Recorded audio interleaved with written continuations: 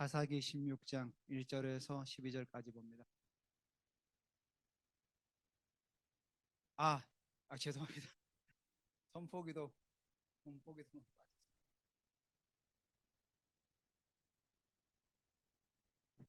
선포기도문 우리 선포합니다. 나는 예수님의 보혈로 구원을 받았습니다. 나는 예수님께서 채찍에 맞으심으로 치유되었습니다. 나는 그리스도의 대사입니다. 나는 살아계신 하나님의 성전입니다. 나는 내 하나님의 선택하심과 은총을 받은 자입니다.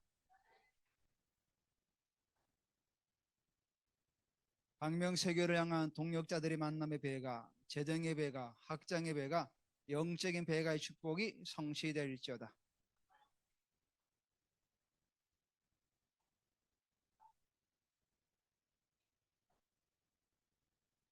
목사님에게 갑절의 영감이 임할지어다. 사모님이 주신과 더 깊은 친밀함의 관계로 들어갈지어다. 김희도 집사님의 가정에 구원의 은혜가 임할지어다. 조영생제 삶 속에 주님의 인도하심에 민감하게 반응할지어다.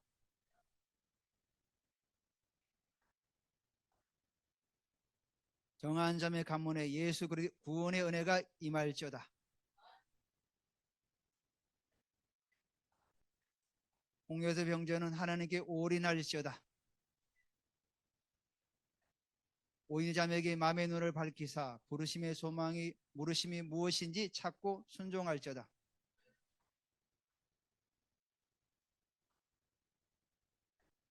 오한주 청년에게 하나님의 음성과 꿈과 환상이 더 열릴지어다.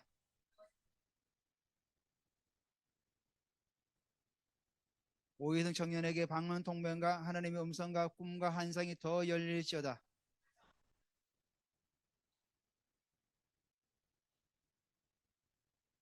아멘.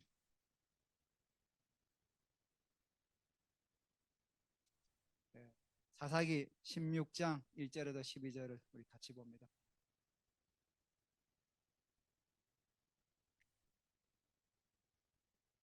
제가 1절, 여러분이 2절 교독합니다.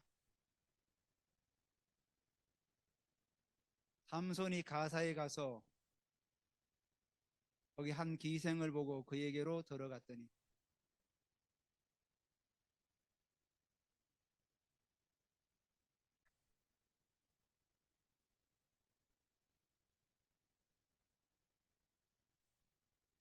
삼손이 밤중까지 누워있다가 그 밤중에 일어나 송문짝들과 두 문설주와 문빗장을 빼어가지고 그것을 모두 어깨에 메고 헤브론 앞산 꼭대기로 가니라.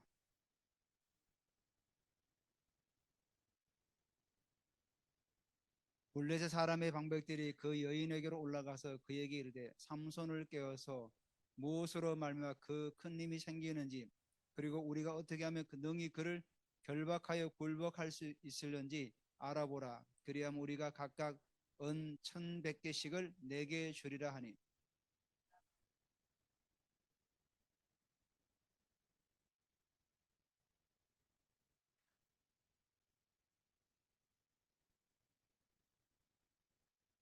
삼손이 그에게 이르되 만일 마르지 아니한 새 할주 7으로 나를 결박하면 내가 약해져서 다른 사람과 같으리라.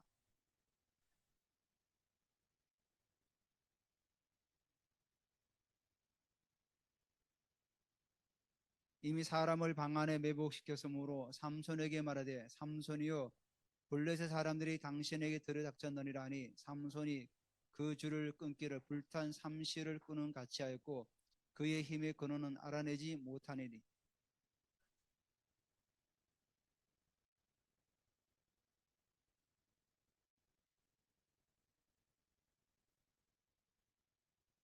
삼손이 그에게 이르되 만일 쓰지 아니한 새 밧줄들로 나를 결박하면 내가 약해져서 다른 사람과 같으리라 하니라.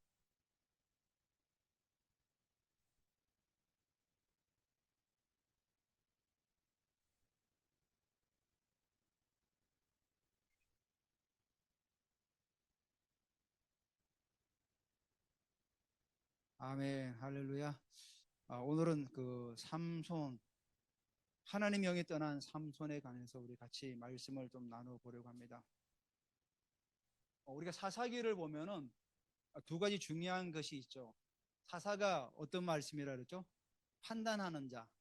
사사는 판단하는 자입니다. 그래서 우리가 이 사사기를 보면서 우리는 세상으로부터 우리가 판단을 받는 자가 아니라 우리는 세상을 판단하고 우리가 세상을 이끌어가는 자다.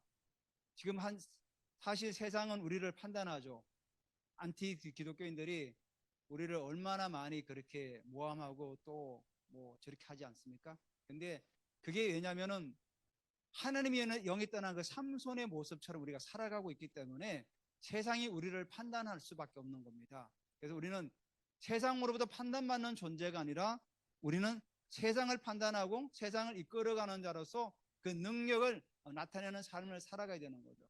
그래서 우리가 이 사사기를 보면서 우리는 세상을 판단하는 자라는 사실을 다시 한번 기억하면서 또 사사기에 중요한 게 한 가지 뭐가냐면 그때 이스라엘은 왕이 없으므로 자기 소견에 옳은 대로 행하였더라. 다시 말해서 우리의 왕 대신 하나님을 우리가 섬기지 않으면은 다른 신을 섬기게 되면 결국은 우리가 하나님의 왕됨을 인정하지 않으면은 우리는 세상의 종으로 살아갈 수밖에 없다는 사실이죠. 우리는 하나님이 우리의 왕이다. 사사기가 실패하는 원인 중에 하나가 그거 아닙니까? 하나님을 왕으로 삼지 않고 이방의 우상들을 하나님 대신의 자리에 갖다 놓기 때문에 결국은 그들은 실패할 수밖에 없었던 거죠. 삼손이 라마레이에서 1000명을 블레 사람을 죽인 다음에 뭐라 했습니다. 내가 죽였다. 그래서 내가 특별을 산처럼 쌓았다. 그렇게 고백하지 않습니까? 그게 뭡니까? 결국은 그 당시 이스라엘 사람들이 팽배했던 하나님의 왕됨을 인정하지 않았던 거죠. 그러자마자 목이 말라 죽겠다고 하나님께 막 통곡하지 않습니까? 그게 뭐냐면 그 원어를 보면은 내 영혼이 빠져나가듯이 내가 힘들어지 죽겠다, 그런 의미를 가지고 있습니다. 하나님께서 에나골에 부르짖자의 샘물을 터뜨려서 마시게 하죠. 또 드보라 때도 왕됨을 인정하는 사람들이 많지 않습니까? 이런 걸 보면서 우리가 하나님의 왕됨을 우리가 인정하면서 살아갈 때 하나님께서 우리의 대로를 열어 가신다. 그래서 드보라의 노래에서 뭐가 납니까? 왕의 대로가 열렸는데 그 길로 다니는 자가 소수밖에 없다는 거죠. 그 당시에 믿음으로 살아가는 자 그 소수만이 그 대로로 갈 수 있었던 거죠. 나머지는 오솔길로 숨어서 다녔다는 거죠. 우리는 대로로 나아갈 필요가 있습니다. 대로로. 자, 그래서 오늘 보면은 이 삼손이 16장을 쭉 제가 읽으면서 묵상하니까 16장에 한 번도 하나님의 영이 여호와 영이 삼손에게 임하였다는 말이 없습니다. 15장 20절에 보면은 블레셋 사람 때에 삼손이 이스라엘의 사사로 20년 동안 지냈더라 이렇게 고백을 하고 있습니다. 그리고 16장 마지막을 한번 보십시오. 16장 마지막 그의 형제와 아버지 온 집이 다 내려가서 그의 시체를 가지고 올라와서 소라와 에스다올 사이에 그의 아버지 마노아의 장지의 장산이라 삼손이 이스라엘의 사사로 20년 동안 지냈더라. 이게 무슨 말이죠? 15장 마지막에도 사사로 20년 동안 지내고 16장 마지막에도 사사로 20년 동안 지냈더라. 그러면 16장에 나오는 내용은 뭐죠? 그가 사사로서 생활하지 않았다는 걸 보여주는 거죠. 그러니까 20년 동안 사사로 쭉 하다가 16장에 들어와서 격길로 빠져버린 거죠. 그러니까 이 기간은 사사로서의 생활하지 않았다고 기록하고 있는 거예요. 그리고 15장의 말미에 사사로 20년 지냈다 하다 16장에 와서 사사로도 20년을 지냈다. 사실 16장의 내용이 이게 뭐 며칠 한간에 있었던 일은 아니지 않습니까? 근데도 이 기간은 빠져버린 거죠. 오늘은 그래서 하나님이 영이 떠난 그 삼손의 모습이 어떤 삶을 살아가고 있는가. 구약시대 때는 성령이 임재하시면은 그 사람의 직임에 임정해가지고 그 일을 사용하셨어요. 그래서 여호와 영이 삼손에게 임하심에 삼손이 진동을 받아서 그때부터 사사일을 감당하죠. 하나님 나라를 감당하는데, 근데 이 구약의 성령님은 어떻게 합니까? 들어왔다가 또 떠나기도 해요. 영원히 내주하지 않아요. 신약에처럼. 구약이 바로 성령의 역사는 그래요.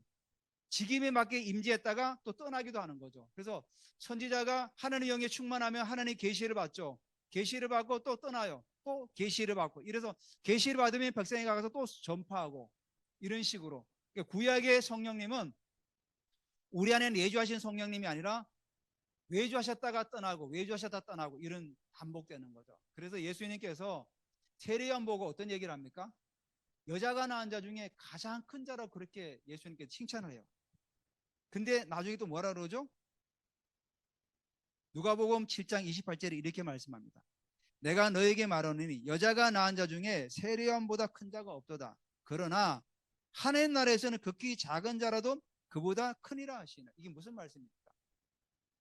세례요한보다, 여자가 낳은 중에 세례요한보다 큰 자가 없다고 그랬는데 하나님 나라에서는 극히 작은 자라도 그보다 크다고 이렇게 말씀하시는 거예요.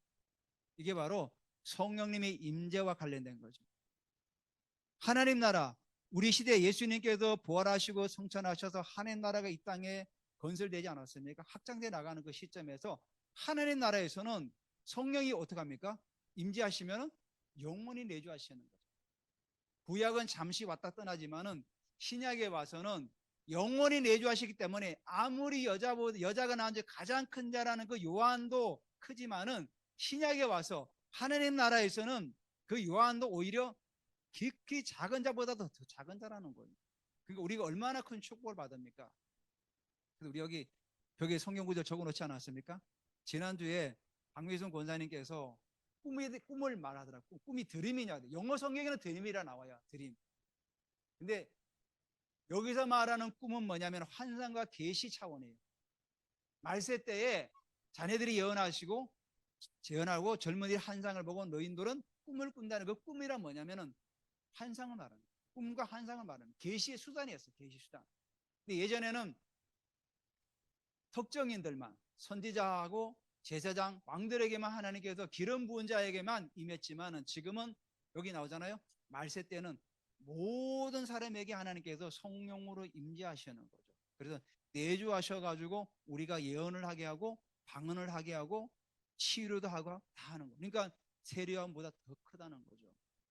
그러니까 우리가 그런 은사들을 사모하시기 바랍니다. 그래서 지난주도 좀 질문을 받으면서 참 우리가 풀어나가야 할 숙제가 있다는 걸 저도 좀 기억하고 있어요. 그래서 하나님께 또 선하신 방법으로 인도하시라 저는 확신합니다.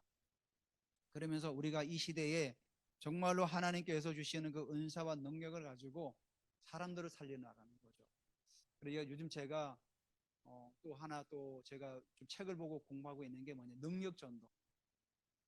능력전도가 뭐냐면은 그 책을 쭉 제가 지금 반을 읽었는데 보니까 하나님께서 기도하는 가운데 예언을 받아가지고 보물을 찾는 거예요. 보물. 하나님, 오늘 우리가 나가면은 어떤 것을 찾아야 됩니까? 그러면은 뭐 안경 쓴 사람, 청바지 입은 사람, 이런 걸 다 계시를 받아서 감동을 받아 다 조합해가지고 나가는 거죠. 그래서 그 사람을 찾는 거죠. 어디로 갈까요? 그것도 물어가지고. 그래서 거기 가가지고 계속 찾는 거죠. 머리가 뭐 염색 한 사람, 뭐 안경 쓴 사람, 그 사람만 찾는 거죠. 보물을 찾는 거죠. 그래서 보물 지도를 가져가서 그 사람을 찾아가지고 그 사람에게 복음을 전하는 그런 방식으로. 그러니까 이게 어떻게 보면은 하나님의 은사가 없으면은 할 수가 없는 그런 전도 방법이죠. 근데 하나님께서 우리에게 다 주셨기 때문에 능히 우리가 할 수가 있는 거죠. 자, 이렇게 해서 하나님께서 이 신약의 사람들은, 하나님 나라 사람들은 그 요한보다 더 크다고 우리에게 이제 말씀하고 있는 거죠. 자, 그러면 우리가 16장에 삼손이 하나님의 영이 떠난 그 삼손의 삶이 어떤가를 우리가 한번 좀 살펴보기를 원합니다.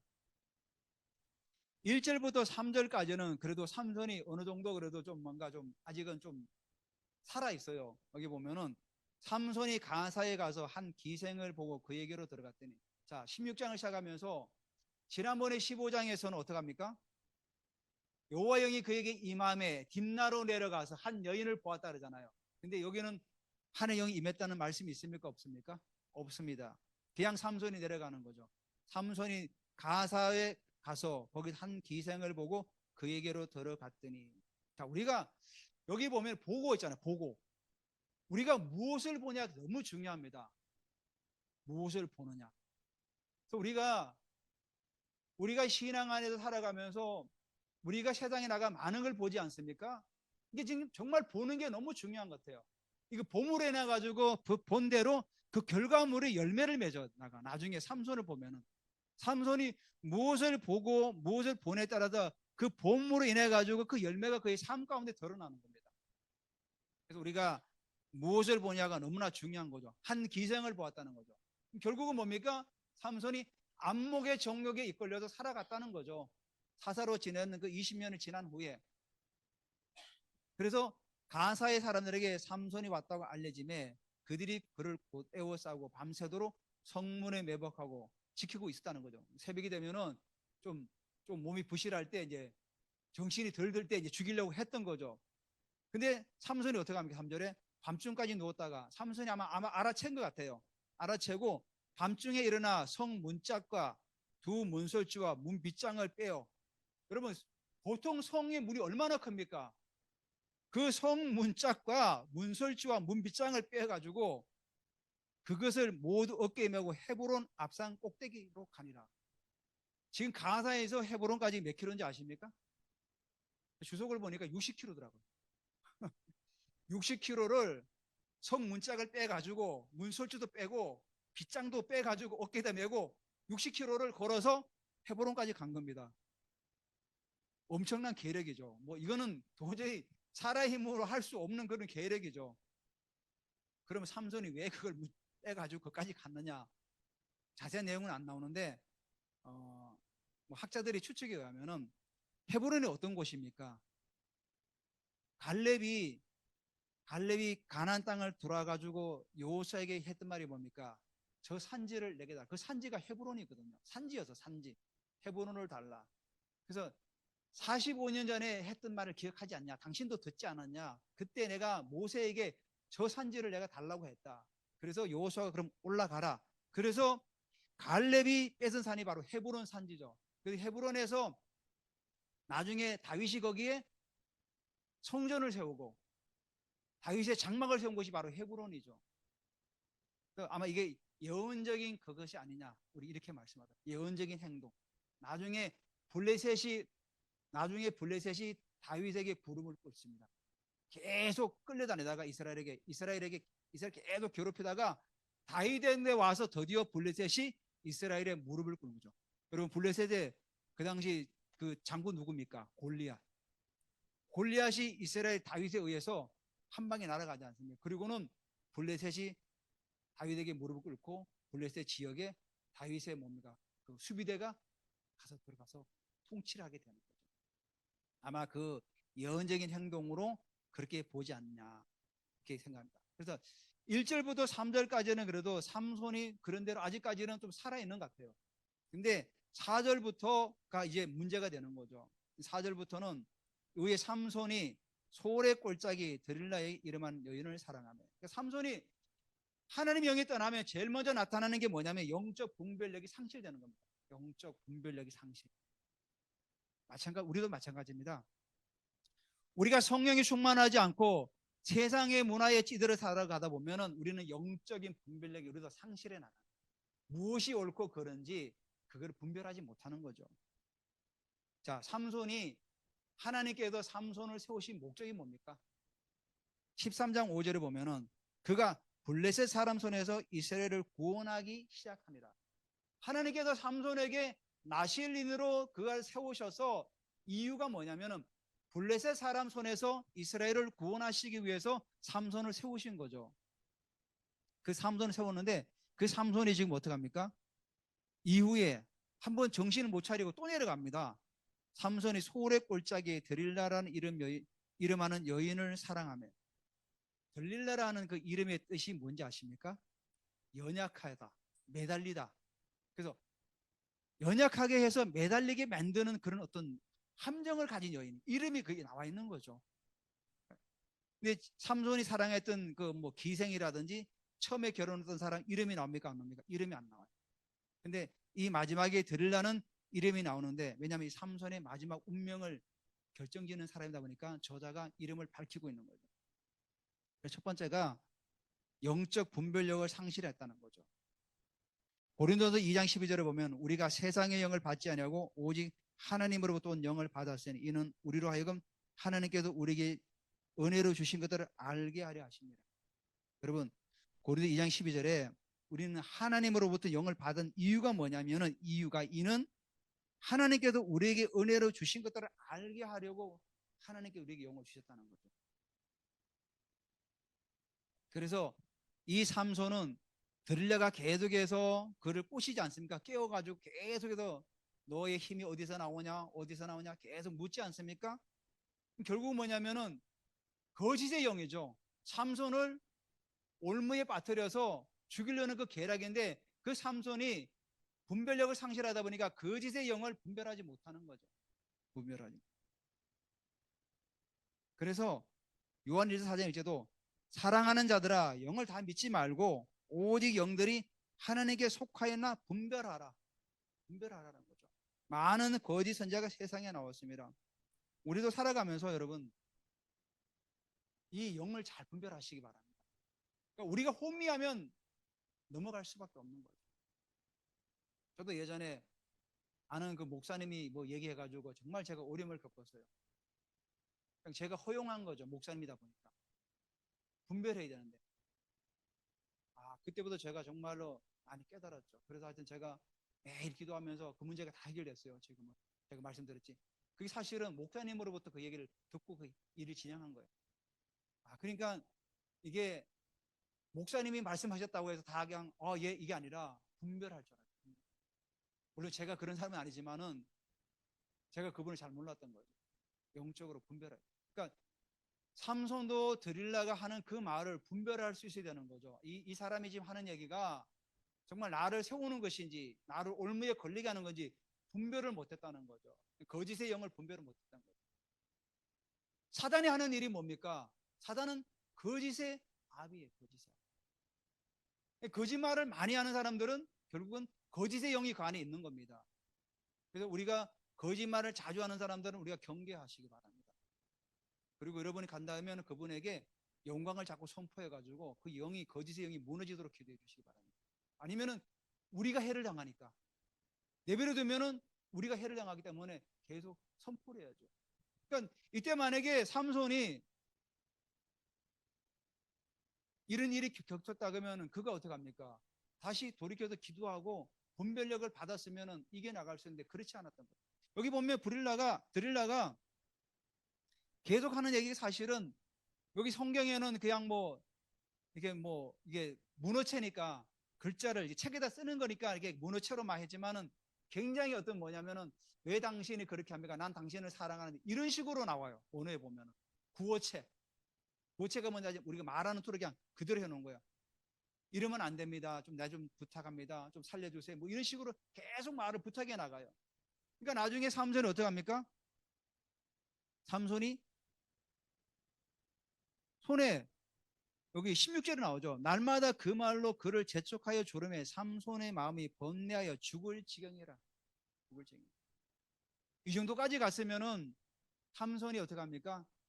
뭔가가 있구나 하고 돌이켜야 되는데 하나님의 영이 떠나다 보니까 분별할 수가 없는 거죠. 분별할 수가 없는 거죠. 그리고 우리가 사람도 분별할 줄 알아야 됩니다.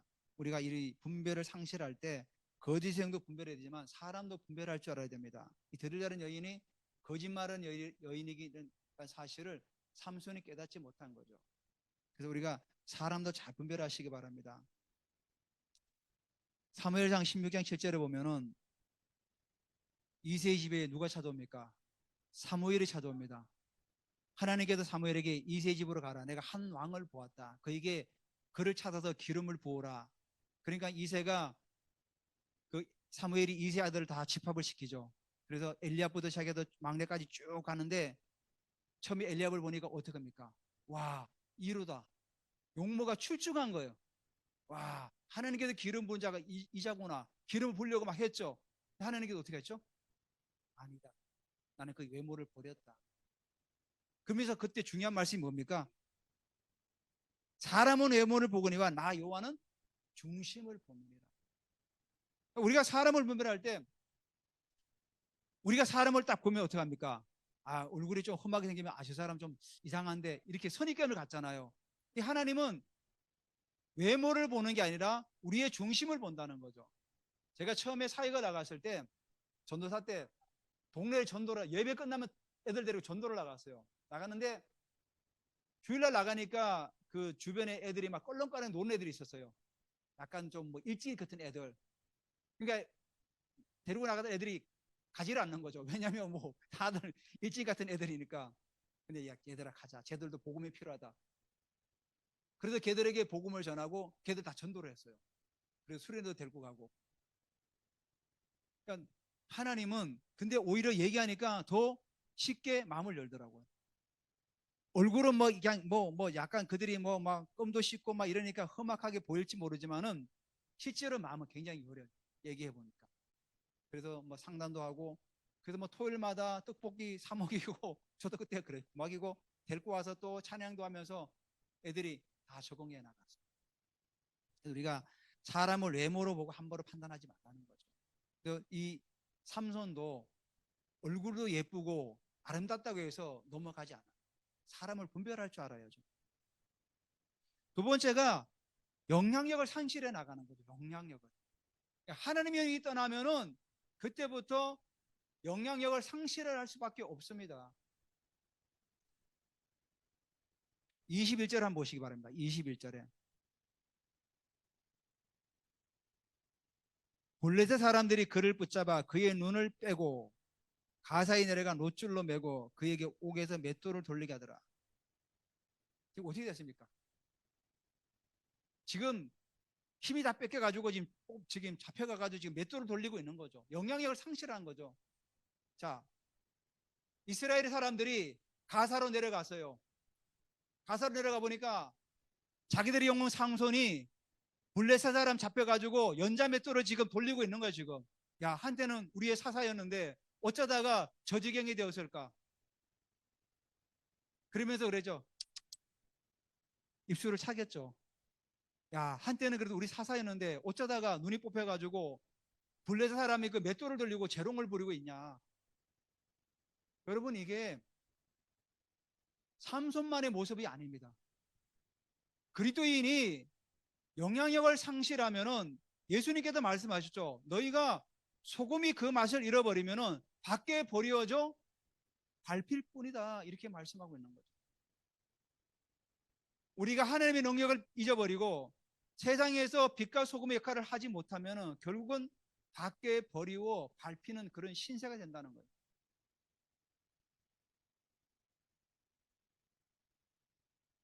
그래서 우리는 이 뭡니까? 영향력을 상실하지 않도록 늘 깨어있어야 되는 거죠. 여러분 다니엘서에 보면은 다니엘서 5장 10절 11절에 보면은 왕비가 이런 얘기를 합니다. 왕의 나라에 거룩한 신들의 영이 있는 사람이시니 곧 왕이 부친 때에 있던 자로서 명철과 총명과 지혜가 신들의 지혜와 같은 자이니다. 그럼 다니엘을 부르라 그래요.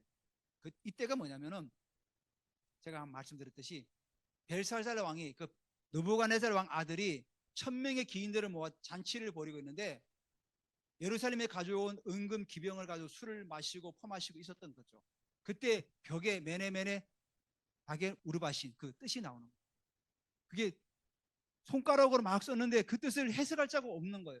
그러니까 그때 고민하고 있을 때 왕비가 나타나 가지고 그 다니엘을 부르라고 했던 거죠. 다니엘은 뭐죠? 그만큼 영향력이 있었던 사람이라는 거죠. 다니엘 두고 하는 말이 뭡니까? 거룩한 신들의 영이 있는 사람이다. 이방인이 볼 때는 이제 그렇죠. 하나님의 영이 있는 사람이라는 거예요.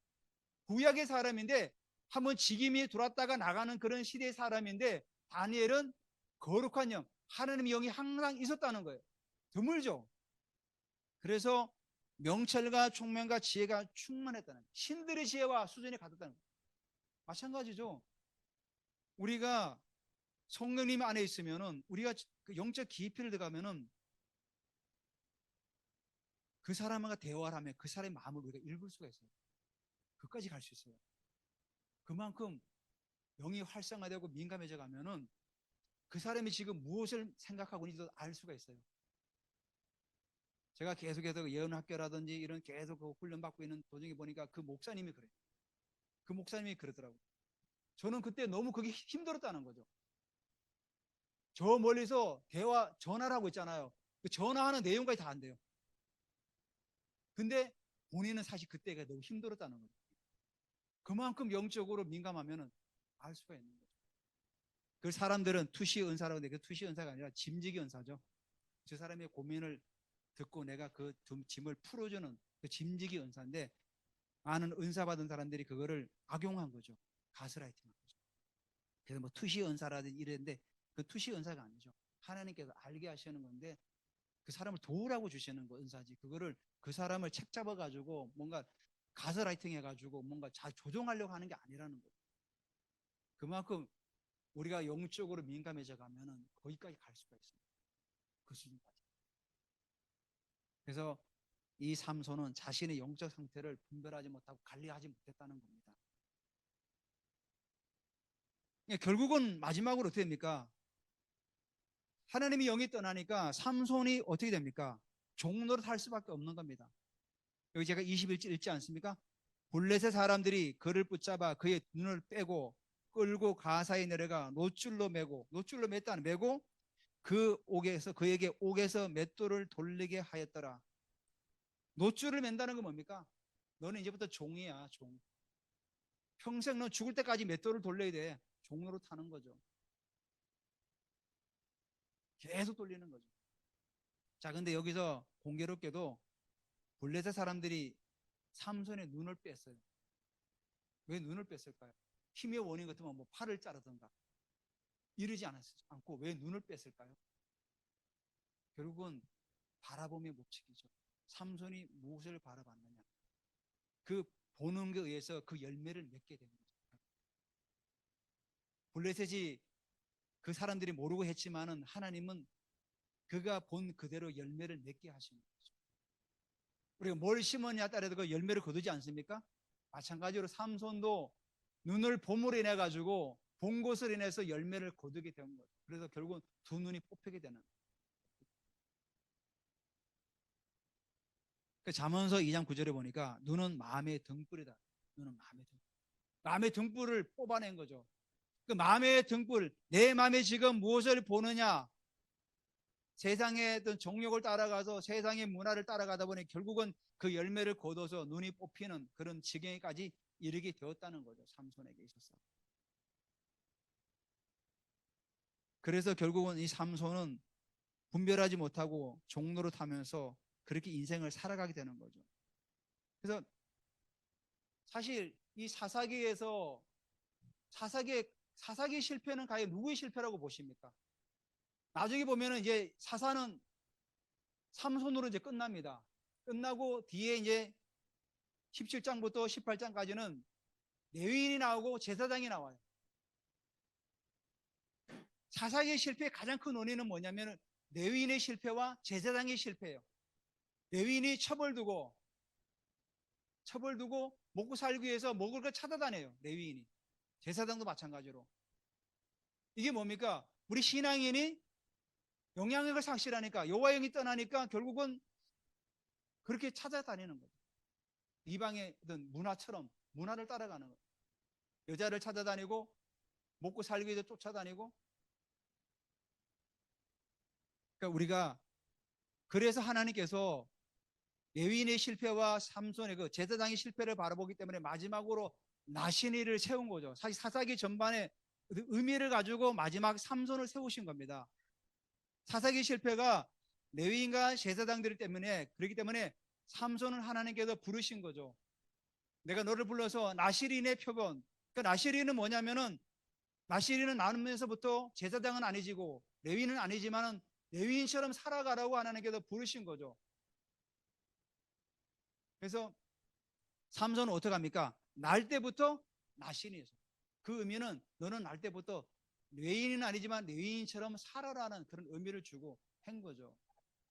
우리 신앙에도 마찬가지입니다. 우리도 하나님께서 기름 부으셔서 나신인으로 세움 받았다는 거죠. 그래서 우리가 세상의 문화를 따라가 살아가는 자가 아니라 하나님 나라의 문화를 따라 살아가는 자가 되라는 거죠. 고린도후서 3장 17절에 보면 영의 직분이 나오고 의의 직분이 나옵니다. 이 직분이 영광스러운데 자유함이 있다는 거죠. 구약시대 때는 수건으로 덮은 것처럼 희미하지만 지금은 수건이 벗겨져 가지고 우리에게 자유함이 있는 거죠. 주의 영이 계신 곳에 자유함이 있다는 거죠.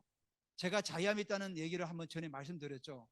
그 자유함이라는 것이 내가 세상에서 마음대로 살아가는 그런 자유함이 아니라 뭐라 했습니까? 내가 하나님께 예배할 수 있는 자유, 내가 기도할 수 있는 자유, 내가 찬양할 수 있는 자유, 내가 하나님 앞에 더 가까이 나갈 수 있는 자유, 그 자유를 말하는 거예요. 사람들은 오해, 주의 영이 계신 곳에 자유함이 있다니까 내가 세상에서 마음대로 살아가라는 줄 알고 그렇게 살아가는데 그렇지가 않아요. 내가 구원받았기 때문에 이제는 내가 마음대로 살아도 괜찮아. 왜? 나는 구원받았기 때문에. 그 의미가 아니라 우리는 세상 사람들이 예배하지 않고 예배를 방해하고 억압하도록 나는 예배할 수 있는 자유가 있다는 거죠. 그게 바로 날 때부터 나신이로 부름받은 삼손이 그렇게 살아가야 했고 우리 또한 그렇게 살아가야 되는 거죠. 그 삼손이 제일 먼저 여호와의 영에 진동할 때 어디 갔습니까? 딥나로 내려가서 여자를 만나죠. 그때는 어떻게 그 여자를 보기에 좋았다라 그러죠. 좋았다는 의미가 의롭다, 옳게 보였다 그런 의미를 가지고 있는 거예요. 왜? 하나님께서 그 여인을 통해 가지고 블레셋의 제사장 나라의 예배와 복음을 전하기 위해서 하나님께서 그를 부르셨기 때문에 그 일을 했던 거죠. 근데 그가 오히려 하나님의 영이 떠나다 보니까 세상의 영에 휩쓸려 가지고 안목의 정욕과 이생의 자랑으로 살아갈 그런 존재가 되어버린 거죠. 한마디로 해서 마지막이 뭡니까? 종로로 타는 거죠. 종로로. 그래서 이방 문화에 눈을 뺏기면 타락하고 무너진다는 거죠. 그래서 우리에게 사실은 이 삼손도 나중에 비웃음거리, 조롱거리가 되지 않습니까? 여기 맷돌을 돌리면서 25절 그러니까 그들이 마음이 즐거울 때 이르되 삼손을 불러다가 우리를 위해 제주를 부리게 하자 하고 옥에서 삼손을 불러내어 삼손이 그를 위해 제주를 부리니라. 그들이 삼손을 두 기둥 사이에 세웠더라. 이렇게 조롱당하는 거죠. 하나님 영이 떠나고 영향력을 상실하고 영적인 분별하지 못하니까 종로로 타면서 조롱거리로 전락하고 만 거죠. 우리도 또한 이렇게 살아가지 않는다고 보장할 수 없는 거예요. 왜? 하나님 영이 떠나면 그렇게 살아갈 수밖에 없다는 거죠. 영적으로. 그래서 우리가 잠언서 4장 23절에 모든 지킬 만한 것 중에 더욱 내 마음을 지켜라. 생명의 근원이 이에서 나. 마음을 지켜. 그리고 마음을 지킨다는 건 우리가 늘 성령과 민감하게 반응하면서 살아가라는 거죠. 그래서 하나님이 영이 떠나 세상의 영으로 살아가면 결국 나도 이렇게 살아갈 수밖에 없구나. 삼손처럼. 오늘 본문 말씀을 여러분들 기억하시면서 우리가 영적으로도 민감한 그런 삶을 살아가시기를 예수 그리스도 이름으로 축원합니다.